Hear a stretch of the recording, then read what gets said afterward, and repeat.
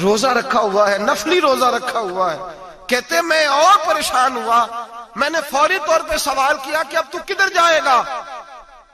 تو کہنے لگا اب میں کہیں نہیں جاؤں گا، میرے ایک دن کا خرچہ میرے ماں باپ نے جو ڈیوٹی لگائی ہے وہ 3 دینار ہے، پورا ہو گیا ہے. اب میں باقی جو وقت بچے گا یا قرآن پاک کی تلاوت کروں گا یا محمد عربی پہ درود و سلام پڑھوں گا. میں نے کہا افطاری کر لینا. کہنے لگا مجھے مسجد بتا دو، میں جا کے اللہ اللہ کرتا ہوں، مجھے شام کو لے آنا. افطاری ہمارے ساتھ اس کی طے ہو گئی، مسجد چلا گیا. مغرب بعد لینے گیا تو کہنے لگا عشاء کے بعد آنا، اب تو میں نے پانی سے افطار کر لیا، کھانا کھانے جاؤں گا تو جماعت رہ جائے گی. کہتے ہیں عشاء کے بعد میں لایا، اس کو کھانا کھلایا.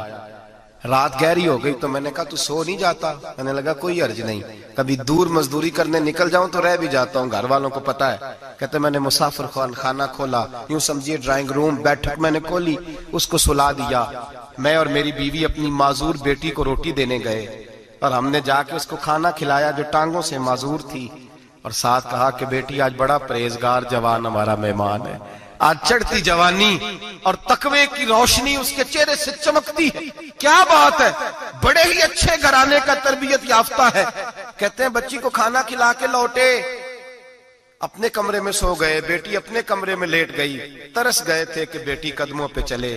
تہجد کا وقت ہوا تو دروازے پہ دستک ہوئی. بڑی بے چینی کے ساتھ اٹھے میاں بیوی، کون ہے؟ بیٹی کی آواز آئی ابا جی دروازہ جلدی کھولیں. کہتے ہیں کلیجے پھٹنے لگے، ذہن بکھرنے لگے. سوچے ہیں کہ وہ 2-1 منٹ ہمارے اوپر پہاڑ بننے لگے. دروازہ کھولا تو وہ بیٹی جس کے لیے ترس گئے تھے کبھی چلے گی، وہ اپنی ٹانگوں پہ کھڑی ہے. کبھی دوڑ کے ادھر جاتی، کبھی دوڑ کے ادھر آتی. بیٹیاں پریشانی کا فون کر دے تو پھر بھی آنسو نکل آتے ہیں، اور بیٹی گھر میں خوشی آ جائے تو پھر بھی ماں باپ رو کے ہی شکر ادا کرتے ہیں. ان کے لیے روتے ہی رہتے ہیں. کہتے ہیں میں تڑپ گیا. بیوی بھی رونے لگی، بیٹے یہ کیا ہوا؟ ہم تو مایوس ہونے لگے تھے معاذ اللہ کہ اب تو ٹھیک نہیں ہوگی، کیا ہوا؟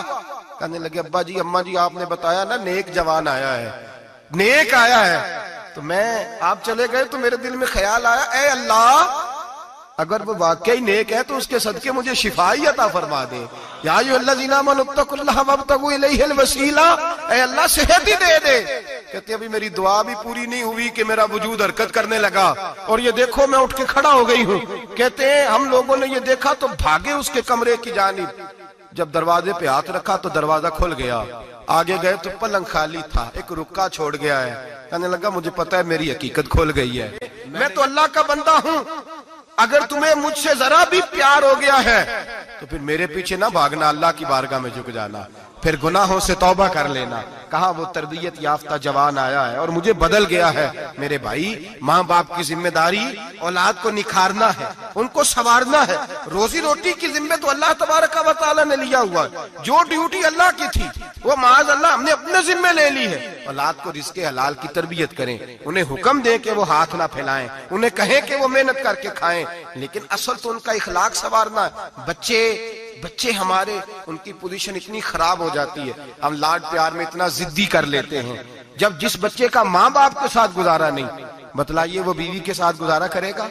جس کا ماں باپ کے ساتھ وقت نہیں گزرتا وہ بہن بھائیوں کے ساتھ گزارے گا؟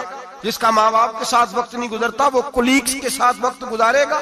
کس طرح وہ اپنے آپ کو، میرے نبی کریم سید عالم صلی اللہ علیہ وسلم نے ڈیوٹی لگائی کہ ماں باپ اپنے بچے کی تربیت کریں، انہیں اللہ سے جوڑیں. تکلیف میں وقت گزارا جناب اسماعیل نے.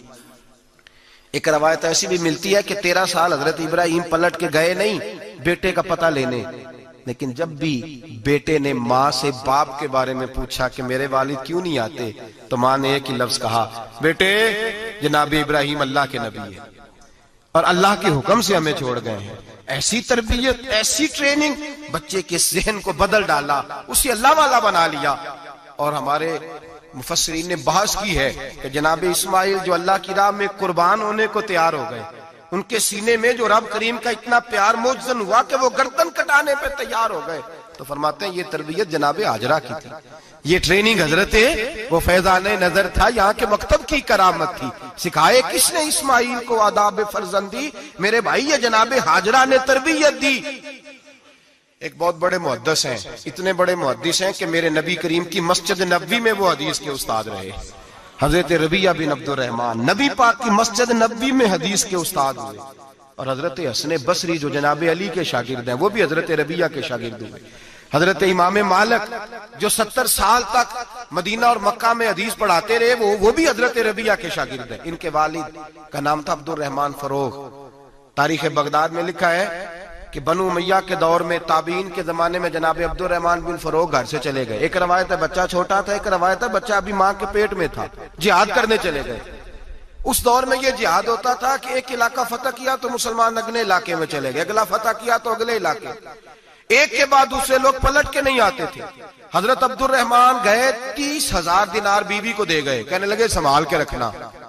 اور جہاد کرنے نکلے تو 27 سال تک گھر ہی نہیں آئے, اور 27 سال کے بعد آئے تو حضرت ربیہ محدث بن چکے ہیں, مسجد نبی میں حدیث کے استاد ہیں, بیٹا بہت بڑا شیخ بن گیا.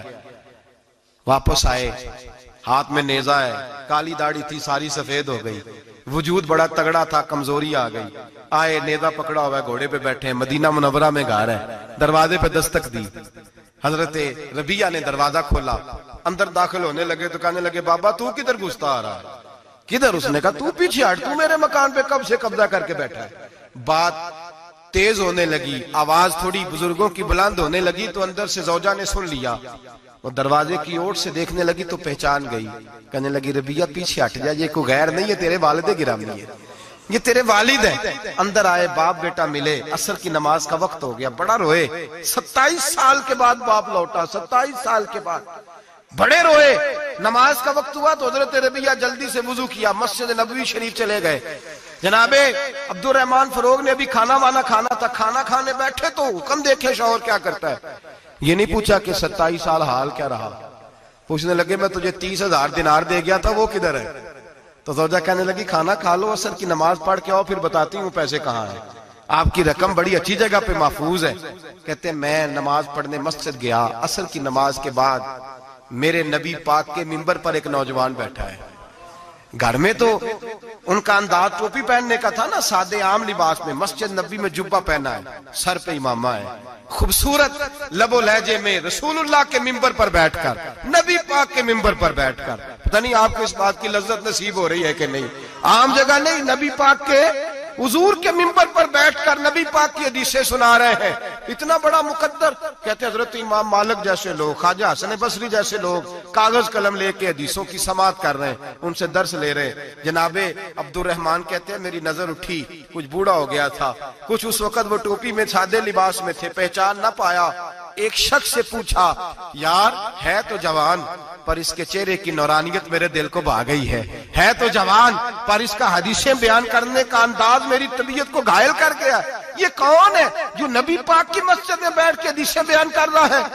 تو کہتے ہیں امام مالک کہنے لگے بابا جی چپ کر جاؤ, ہمارے استاد کے بارے میں اونچے لب و لہجے میں بات نہ کرنا, دیکھتے نہیں کتنے کتنے لوگ بیٹھے ہوئے خاموشی سے. تو میں نے کہا مجھے بھی تو بتا دو نا ہے کون.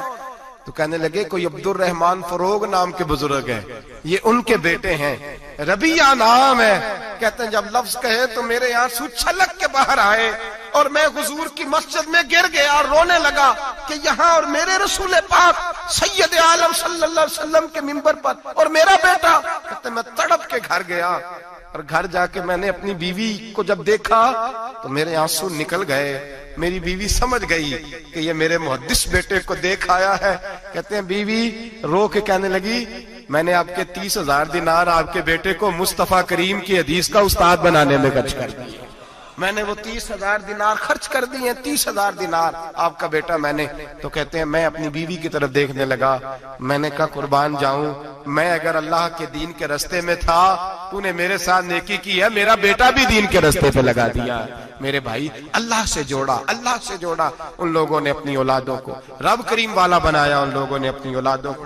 اور پھر جب ارشاد فرمایا کہ چھوٹی چھوٹی برائی, ایک لقمہ حرام سے بھی وہ لوگ بچے. اور پھر جو آیت نمبر 18 نے کہا کہ وَلَا تُصَغِّرْ خَدَّكَ لِلنَّاسِ, بیٹے منہ پھیر پھیر کے نہ جا, پھیر پھیر کے نہ جا. اگر آپ ناراض نہ ہوں تو ہم تربیت دیتے ہیں, کہتے ہیں اس بچے کے ساتھ نہ پھرا کر, یہ غریب ہے, اس کے ساتھ نہ پھرا کر. وَلَا تَمْشِ فِي الْأَرْضِ مَرَحًا, حضرت لقمان بیٹے سے کہتے ہیں منہ پھیر پھیر کے لوگوں سے بات نہ کر اور اکڑ اکڑ کے نہ چل. إِنَّ اللَّهَ لَا يُحِبُّ كُلَّ مُخْتَالٍ فَخُورٍ, اللہ کو وہ پسند ہی نہیں جو اکڑ اکڑ کے چلے اور اترائے. ابھی بھی رواج ہے کہتے ہیں دوستی لگانا تو اپنے برابر کے دوستوں سے، ایسے نہ وہ ہمارا سٹیٹس ہی نہیں، ابھی بھی وہ فرق جو تو سید بھی ہو، مرزا بھی ہو، افغان بھی ہو، تم سبھی کچھ ہو، بتاؤ کہ مسلمان بھی ہو۔ عاجزی کا درس دیا اپنی اولاد کو، عاجزی کا، ان کو ادب سکھایا، ان کو انکساری سکھائی، لوگوں کے اندر مل بیٹھنے کا درس دیا۔ جو آدمی انکساری والا ہوتا ہے، عاجزی والا ہوتا ہے، یوں سمجھو اسے شہد لگا ہوا ہے، دنیا خود اس کے پیچھے بھاگ بھاگ کے آتی ہے۔ جو سب کے ساتھ اس نے سلوک کرنے کا عادی ہوتا ہے، لوگ اس کے گرویدہ ہو جاتے ہیں۔ لیکن جس آدمی کو آپ اکڑنا سکھا دیں، جس بچے کو آپ کہیں بس تو ہے اور کوئی بھی نہیں، اس کی اپنی زندگی بھی اس کے لیے پریشانی والی ہو جاتی ہے۔ میرے نبی رحمت سید عالم صلی اللہ تعالی علیہ وآلہ وسلم نے ارشاد فرمایا، کسی باپ نے اپنے بیٹے کو جو سب سے اچھا تحفہ دیا ہے وہ یہ ہے کہ اس نے اپنے بچے کو اچھا ادب سکھا دیا ہے، اپنے بچے کو اچھا۔ حضرت لقمان کہتے ہیں بیٹے منہ پھیر پھیر کے باتیں نہ کرنا، زمین پہ اکڑ اکڑ کے نہ چلنا، اللہ کو اکڑنے والے لوگ پسند۔ ہارون رشید نے امام نسائی کی ڈیوٹی لگائی کہ میرے بیٹے کو حدیث پڑھائیں گارا آ کے، تو امام نسائی کہنے لگے یہ نبی پاک کا دین ہے، یہ میں اس کو رسوا نہیں کر سکتا، جس نے پڑھنا ہے میرے پاس آ کے پڑھے، اور جہاں سب بچے بیٹھتے ہیں وہیں پڑھے۔ ہارون رشید کہنے لگا حضور آپ کیا سمجھتے ہیں، میں نے بھی تو آپ کو آزمانے کے لیے یہ جملہ کہا تھا، یہ وہیں آ کے پڑھے گا جہاں سارے غریبوں کے بچے پڑھتے ہیں۔ اب تو روز استاد کٹہرے میں کھڑا ہوتا ہے، اسکول کے استاد کا تو مجھے نہیں پتا، پہلے مدرسے کا استاد تو روز بیچارہ ہاتھ باندھ کے چودھری صاحب نے کہنے سے میرے منڈے نو مارے تو 8000 کا مولوی ہے، اور میرا بیٹا تو 8000 کے روز گول گپے کھا جاتا ہے، میرے بیٹے کو تو نے مارا ہے، تجھے اپنی حیثیت کا پتہ ہے؟ روز استاد کٹہرے میں کھڑا ہوتا ہے۔ بچے فری میں مفت میں حافظ جی مفت میں حفظ کراتے ہیں، خدا جانے محترم کتنی مشکل سے ادارہ چلاتا ہے، اور بچے کے ماں باپ آ کہتے ہیں بلاؤ مولوی صاحب کو، اس کی طاقت کیسے ہوئی میرے بچے کو مارا ہے؟ وہ مولوی وہ جو کل دانے لینے آیا تھا وہ آج میرے بچے کو مارے گا؟ یہ رویہ ہے ہمارا۔ ہارون رشید بادشاہ نے اپنے بیٹے کو امام نسائی کے پاس پڑھنے بٹھایا۔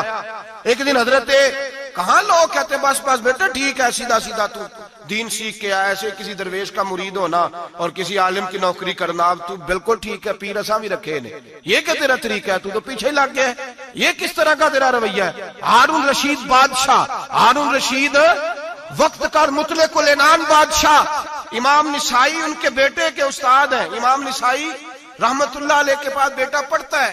ہارون رشید گزر رہا تھا تو بیٹا وضو کرا رہا ہے، شہزادہ وضو کرا رہا ہے استاد جی کو، اور پیر دھلا رہا ہے۔ ہارون رشید گھوڑے سے گزرا تو اس نے دیکھا خانقاہ کے باہر، مدرسے کے باہر استاد جی وضو کر رہے ہیں اور بیٹا وضو کرا رہا ہے، سراہی پکڑی ہے، لوٹا پکڑا ہے، استاد جی پیر دھو رہے ہیں۔ ہارون رشید غصے سے اترا، ساتھ بہت سارے سپاہی تھے، انہوں نے کہا کہ یہ مولوی کو مارے گا، مولوی کو مارے گا کہ تو کس طرح میرے بیٹے سے یہ کام کاج کرا رہا ہے۔ کہتے نیچے اترے اور ہارون رشید نے جا کے نا زور سے ایک تھپڑ اپنے بیٹے کے چہرے پہ مارا۔ بیٹا کہنے لگا ابا جی میری غلطی کیا ہے؟ فرمانے لگے تجھے پتہ ہی نہیں تو کس شخص کے پاس پڑھتا ہے؟ تو پانی ڈال رہا ہے، تیرے استاد کو اپنے ہاتھوں سے اپنے پیر دھونے پڑ رہے ہیں۔ بیوقوف، ایک ہاتھ سے پانی ڈال اور دوسرے ہاتھ سے استاد کے پیر دھو، تجھے پتہ ہی نہیں کہ یہ شخص جب نبی پاک کی حدیثیں بیان کرتا ہے تو کئیوں کو مصطفیٰ کا دیدار نصیب ہو جاتا ہے۔ یہ پتہ نہیں تو کس محدث کا شاگرد ہے، ایک ہاتھ سے پیر پہ پانی ڈال، دوسرے ہاتھ سے دھو، اس لیے کہ باندھ علموں جو کرے فقیری وہ کافر مرے دیوانہ ہو۔ اگر تو نے دنیا میں کامیاب ہونا ہے تو اس سے فیض علم حاصل کر، بیٹے یاد رکھ، اگر تو اس کی بارگاہ میں حاضری دے گا تو تو آگے بڑھے گا۔ حضرت عمر بن عبدالعزیز کتنا بڑا شخص ہے، ثانی عمر کہا گیا، ثانی عمر کہا گیا۔ حضرت عمر بن عبدالعزیز رحمت اللہ علیہ، حضرت صالح بن کسان ایک محدث تھے مدینے کے، ان کے شاگرد تھے۔ بچوں کو ہم آج ہی کہاں بچے ادب کرتے ہیں ساتھ جا، کہاں ادب کرتے؟ ایک اسٹوڈنٹ مجھے کہنے لگا جی ہم ادب کرتے تھے جب تک استاد ٹیوشن نہیں لیتے تھے، اب استاد بھی تو ٹیوشن لے کے پڑھاتے ہیں۔ اور میں نے کہا خدا کے بندے کیا دے سکتا ہے تو استاد کو؟ حضرت علی فرماتے ہیں جس نے ایک لفظ پڑھایا مجھے گلی میں کھڑا کر کے بیچ بھی سکتا ہے، تو نے قیمت کیا ڈالی ہے؟ استاد کچھ بھی کر لے، استاد نے تو استاد ہی رہنا ہے نا میرے بھائی، لیکن وہ لب و لہجہ ہمارا موجود ہے۔ مجھے ایک دفعہ میرے کالج کے لوگوں نے بلایا، کہنے لگے آپ یہاں بھی پڑھے ہوئے ہیں اور مدارس میں بھی، تو ذرا فرق بیان کریں کالج کا اور مدرسے کا، کچھ بیان کریں۔ میرے ٹیچرز بھی تھے بہت سارے، تو میں نے کہا معذرت کے ساتھ یہاں تو بڑا مشکل ہو جائے گا بات کرنا، لیکن ایک جملہ میں نے مدرسے اور کالج میں ایک فرق محسوس کیا ہے۔ ہمارا مدرسے کا طالب علم آج بھی ہمارے جوتے اٹھا کے آگے رکھتا ہے، وہ آج بھی استاد کی موٹر سائیکل کو ٹاکی مارتا ہے، آج بھی صاف کرتا ہے۔ ہمارا مدرسے کا طالب علم آج بھی استاد کو پشت نہیں کرتا، لیکن کالج کا طالب علم پوچھتا ہے اسلامی آتلا آیا ہے، انگریزی والا آیا ہے، میں نے کہا اس کے تو لب و لہجے میں ادب نہیں ہے۔ اس لیے میں نے دونوں جگہ وقت گزارا تو میں سمجھا ہوں بڑے حالات خراب ہیں مدرسوں میں بھی۔ اب وہ کیفیت نہیں رہی جو بزرگوں کی تھی، لیکن پھر بھی اگر ادب ہے تو مدارس میں ابھی بھی ہے، ابھی بھی خانقاہوں میں ادب ہے، یہاں ابھی بھی خیر کی توقع موجود۔ وہاں سے تو رخصت ہو گیا، وہاں تو معاملہ اور طرح کا ہو گیا الا ماشاءاللہ۔ حضرت عمر بن عبدالعزیز جناب صالح بن کیسان کے پاس پڑھتے تھے، اسٹوڈنٹ تھے، اور پھر بعد میں آپ ان کے مرید بھی ہوئے، باقاعدہ درس لیتے تھے طریقت کا۔ حضرت جناب صالح بن کیسان کے پاس تعلیم تھی، ان کے والد جناب عبدالعزیز اس وقت مصر میں بہت بڑے تاجر تھے، جناب عمر بن عبدالعزیز کے والد، تو ان کے پاس چھوڑ گئے، کہا میرے بیٹے کی صرف ان کو دین نہ پڑھانا، اس کی روحانی تربیت بھی کرنا۔ ایک دن استاد جی نے عصر کی نماز کا سلام پھیرا تو حضرت عمر بن عبدالعزیز کھڑے ہو گئے، ایک رکعت ان کی رہتی تھی پیچھے، تو آپ نے نماز کے بعد بلایا اور بڑے میٹھے لب و لہجے میں کہا عمر کیا بات ہے تیری ایک رکعت رہ گئی؟ تو کہنے لگے استاد جی میں کنگھی کر رہا تھا، شیشے کے آگے کھڑا تھا، تو آئینہ دیکھتے دیکھتے بال سوارتے سوارتے مجھے پتہ ہی نہیں چلا، جب آیا ہوں تو لیٹ ہو گیا۔ حضرت صالح بن کیسان رحمت اللہ علیہ نے ان کے والد کو مصر میں خط لکھا، فرمایا آپ کا بیٹا میری پوری فرما برداری نہیں کرتا، کل کو مجھے نہ کہنا تربیت صحیح نہیں ہوئی۔ آج فلاں تاریخ کو اس نے ایک رکعت پوری چھوڑ دی ہے جماعت کے ساتھ، اس لیے کہ وہ کنگھی کر رہا تھا بالوں کی، پوری رکعت چھوڑ دی ہے۔ ابا جی بہت بڑے تاجر تھے، پر انہوں نے یہ نہیں کہا کہ مولوی تو پاگل ہو گیا، اس کو تو پتہ ہی نہیں کیا ہو گیا، ابھی بچہ ہو جائے گا سیانا، کوئی بات نہیں ٹھیک ہو جائے گا۔ حضرت عبدالعزیز نے وہاں سے ایک شخص بھیجا پیسے دے کے، گھوڑا دے کے، فرمایا مدینے جاؤ، اور سیدھا مدینے آیا۔ حضرت عمر بن عبدالعزیز کو گھر سے اچکا، بلایا نہیں، زبردستی پکڑا، اچک کے گھوڑے پہ بٹھایا، حجام کی دکان پہ لے گئے، فرمایا اس کی ٹینڈ کر دو، نے بال کاٹ دیے اور بال کٹوا کے سیدھے حضرت صالح بن کیسان کے پاس لے گئے، کہنے لگے حضور یہ کھاتا ہے اس کے والد کا، میں نے اس کی ٹینڈ کرا دی ہے، جس بالوں کی وجہ سے اس کی جماعت رہ گئی تھی میں نے وہ بال ہی ختم کر دیے۔ تو اس کے والد کہتے ہیں آپ ذرا ذرا سے بھی بات، ایک ذرہ برابر بھی بچے کے اندر ہم کوتاہی برداشت، ہم اسے سنوارنا چاہتے ہیں، معاشرے کو دینا چاہتے ہیں، ہم ایک خوبصورت انسان بنانا چاہتے ہیں۔ تو حضرت لقمان کہنے لگے بیٹے تو چہرہ رخسار بدل بدل کے لوگوں سے بات نہ کر، اکڑ کے نہ چل، اس لیے کہ اللہ کو اکڑنے والے پسند، تو کیا کر وقصد فی مشیک وغضض من صوتک، درمیانی چال چل، آواز کو پست رکھ۔ ہم اپنے بچوں کو میانہ روی کا درس نہیں دیتے۔ اگر کسی کے پاس بہت زیادہ پیسے ہیں تو وہ بس کہتا ہے میرا بیٹا، میں نے سارے لاڑ دیکھے ہیں، میں نے ہر خواہش پوری کی ہے، یہ تو کوئی عقل مندی کی بات نہیں۔ ضرور خواہشات پوری کریں، اگر ہیں تو کنجوسی کرنے سے منع کیا ہے نبی پاک صلی اللہ علیہ وسلم، لیکن بچے کو معتدل رکھیں، اسے دھوپ اور چھاؤں دونوں کا پتہ ہونا چاہیے۔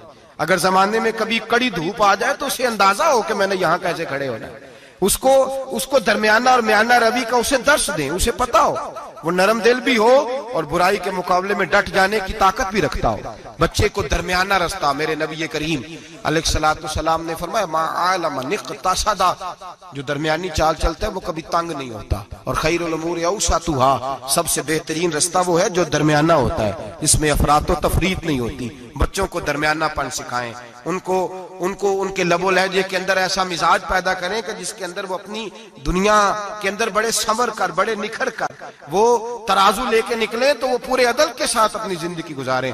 اور فرمایا وغضض من صوتک، آواز کو پست رکھ، چلا چلا کے نہ کبھی بچوں سے بات کریں اور نہ کبھی بچوں کی بات سنیں، بچوں کے لب و لہجے میں ٹھہراؤ